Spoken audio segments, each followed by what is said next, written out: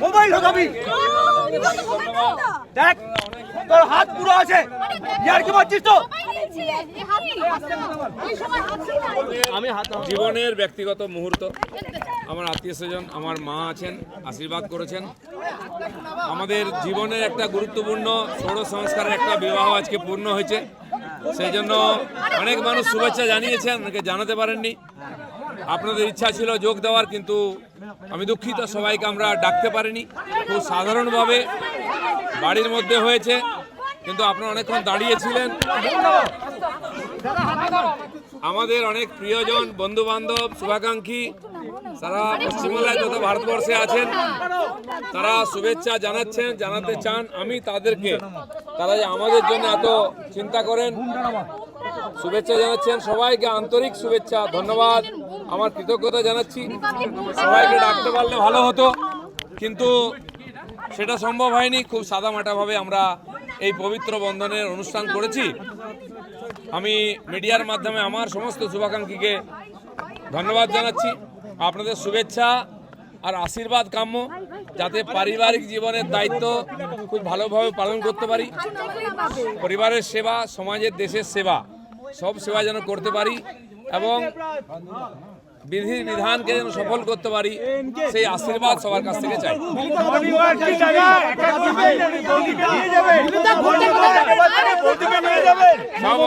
দেখুন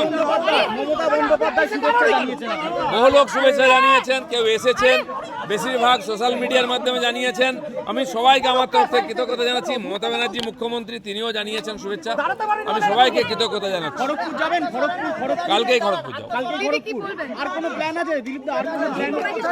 ব্যাস সাধারণ জীবন আমাদের যেমন চলতো আমরা রাজনৈতিক কর্মী সেই কাজের মধ্যেই থাকবো তার সঙ্গে পারিবারিক জীবনের দায়িত্ব পালন করব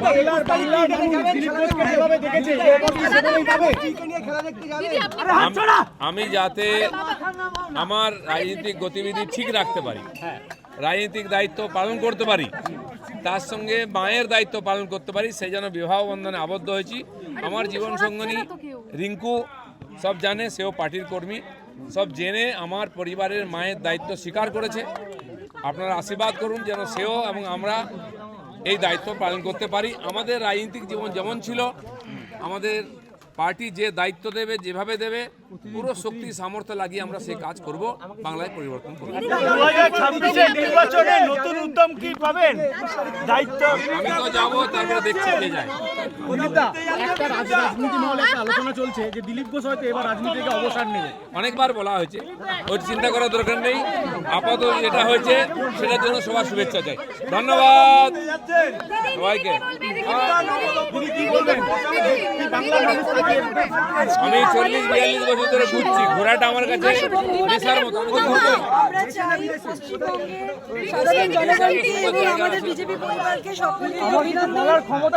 আচ্ছা শুনে নিন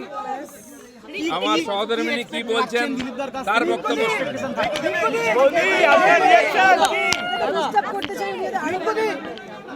জোরে বলো বলছি রাজনীতিতে একটা বড় ভূমিকা থাকে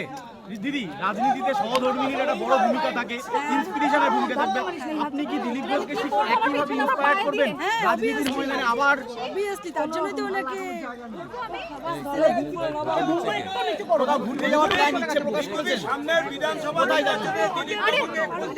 রিপাবলিকের ভোটটা একটু নামাও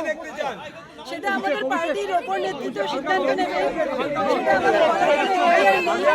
পার্টি যেভাবে ওনাকে দেখতে চান উনি সেভাবেই পার্টিকে সফলভাবে নিজেকে প্রুভ করতে পারবেন এটুকু আমি থ্যাংক ইউ দেখুন আপনারা সকাল থেকে দাঁড়িয়ে আছেন খুব কষ্ট করেছেন আমি চাই আপনারা ফিরে যান নিজের কাজে সবাই এসেছেন সবাইকে আমার তরফ থেকে ধন্যবাদ আগামী দিনে আবার দেখা হবে কাল সকালে দেখা হবে